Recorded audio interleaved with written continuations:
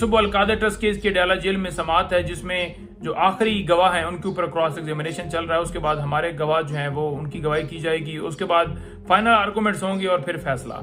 तो इसमें जितनी प्रोसीडिंग हुई, 1 रुपए का फाइनेंशियल बेनिफिट ना खान साहब का ना बुशरा बीबी साहबा का बनाया, बल्कि वो दोनों ट्रस्टी हैं। तो लिहाजा ये जितने गवाह पेश किए गए, परवेज खटक हों, जुबैदा हों, आजम खान हो, सारे जितने गवाह लाए गए, किसी एक ने फाइनेंशियल बेनिफिट का नहीं इल्जाम लगाया कि इन्होंने कोई जो है वो फाइनेंशियल बेनिफिट लिया हो, माली फायदा लिया हो, खान साहब ने या बीबी साहबा ने। अलकादा ट्रस्ट एक अच्छा काम, एक अच्छी विल के तहत वो किया गया। जैसे कि आपको पता है कि खान साहब ने शौकत खाना बनाया, नमल बनाई, बाकी उनकी बेशुमार खदमात है पाकिस्तान के लिए। तो उन्होंने ये उस तरह का एक ऐसा सिलसिला स्टार्ट किया था जिसमें उन्होंने एक नेक काम करने की नीयत से ये काम स्टार्ट किया गया। लेकिन एक झूठा केस बनाया गया कि 190 मिलियन पाउंड के खान साहब के अकाउंट में आ गया। नहीं, वो सुप्रीम कोर्ट के अकाउंट में आए थे, जो कि हुकूमत पाकिस्तान को जा चुके हैं। नंबर 1 हो गया। नंबर 2 बात यह है कि जो सुबह 12 केसेस की समाअत अडाला जेल में होगी, जो कि खान साहब के ऊपर दर्ज किए गए थे 9 मई के हवाले से। उनका ट्रायल है जिसमें दीगर लोग भी आएंगे और पेश होंगे। ये ट्रायल चल रहा है। 9 मई के हवाले से बड़ा क्लियर मौक़िफ़ है कि इनके पास कोई एविडेंस, कोई शवाहिद नहीं है। मुख्तलिफ खान साहब के केसेस इस वजह से 9 मई के बरी हो गए कि कोई एविडेंस ऑन रिकॉर्ड जो है वो नहीं पाई गई।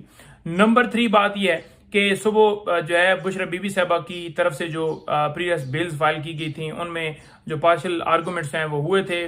बाकी जो आर्गूमेंट्स हैं वो अदालत ने कहा था कि अडाला जेल में फाइनलाइज किया जाएगा। तो लिहाजा वो समाअत भी सुबह है जो उनके ऊपर मुकदमात जो हैं वो उन्होंने 1 साल के बाद उन्हें ख्याल आ गया कि इनका भी रोल है, ये भी कहीं जियो फेंसिंग में। ये नहीं कि जिसको दिल करे कल हमें जियो फेंसिंग के अंदर डालें, किसी और को, कोई 4 महीने बाद, कोई 6 महीने बाद, कोई 8 महीने बाद, कोई साल बाद।